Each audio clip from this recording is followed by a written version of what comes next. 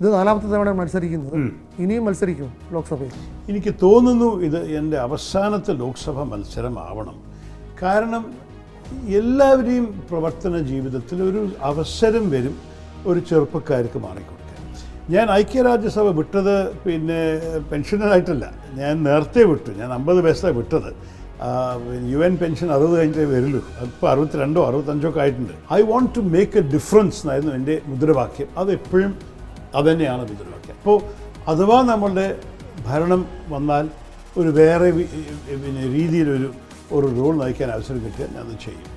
അഥവാ ദുർഭാഗ്യത്തോടെ ഈ ദുർഭരണം തുടർന്നാൽ പല പ്രധാനപ്പെട്ട വിവാദങ്ങൾ വരാൻ പോവുകയാണ്. ഒരു ഉദാഹരണമാണ് നമ്മളുടെ ഈ ലോക്സഭയിലത്തെ സീറ്റിൻ്റെ ഡീലിമിറ്റേഷൻ ഒരു മാറ്റം വരുമ്പോൾ അത് 91st അമെൻമെൻറ്റ് 1976 ഇന്ദിരാഗാന്ധി പാസ് ചെയ്തതും 2001 വാജ്പേയി എക്സ്റ്റെൻഡ് ചെയ്തതും അത് 2026 ലാപ്സ് ചെയ്യുമ്പോൾ ഈ സർക്കാർ അഥവാ തുടരുകയാണെങ്കിൽ അവർ ഉറപ്പമായിട്ട് ഇതിനെ ഉപയോഗിച്ചിട്ട് നമ്മുടെ രാജ്യത്ത് വലിയൊരു പ്രശ്നം കൊണ്ടുവരാൻ പോകുന്നു. അതിൽ ഒരു 2/3 മെജോറിറ്റി കൊടുക്കുന്ന ഹിന്ദി സംസാരിക്കുന്ന സംസ്ഥാനങ്ങൾ വന്നു കഴിഞ്ഞാൽ നമ്മളെല്ലാവരെയും രാഷ്ട്രീയ സ്ഥിതി എന്തായിരിക്കും എന്ന് കുറിച്ച് ചിന്തിക്കാനും അതൊരു ചർച്ചയിൽ പങ്കെടുക്കാനും നമ്മുടെ ഭരണഘടനത്തിൻ്റെ സ്ട്രക്ചർ പ്രകാരം എങ്ങനെയാണ് ദക്ഷിണ ഭാരതത്തിൻ്റെ സംസ്ഥാനങ്ങൾക്ക് അവരുടെ സ്വന്തം വെയിറ്റ് നമ്മുടെ രാജ്യത്തിൻ്റെ രാഷ്ട്രീയത്തിൽ കൊടുക്കാൻ സാധിക്കും. ഇതിനെക്കുറിച്ചൊക്കെ ഇങ്ങനെയുള്ള ചർച്ചയിൽ പങ്കെടുക്കാൻ ഒരു രാഷ്ട്രീയക്കാരനായിട്ട് ഇപ്പോൾ കൂടി നിൽക്കാനൊരു ആഗ്രഹമുണ്ട്.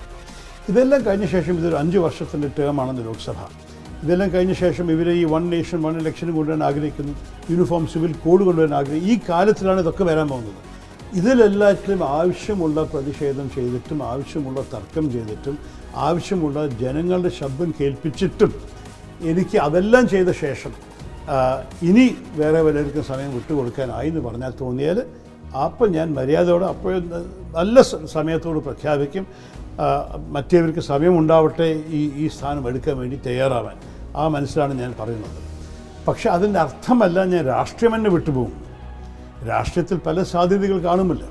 അപ്പോൾ അതിനെക്കുറിച്ച് ഞാൻ പിന്നെ സംസാരിക്കും. പക്ഷേ ലോക്സഭയ്ക്ക് ഞാൻ മത്സരിക്കുന്നത് ആത്മാർത്ഥതയോടെ മത്സരിക്കുന്നു. കാര്യം അടുത്ത 5 വർഷത്തിൽ പല പ്രധാനപ്പെട്ട വിഷയങ്ങൾ ലോക്സഭയിൽ വരുന്നുണ്ട്.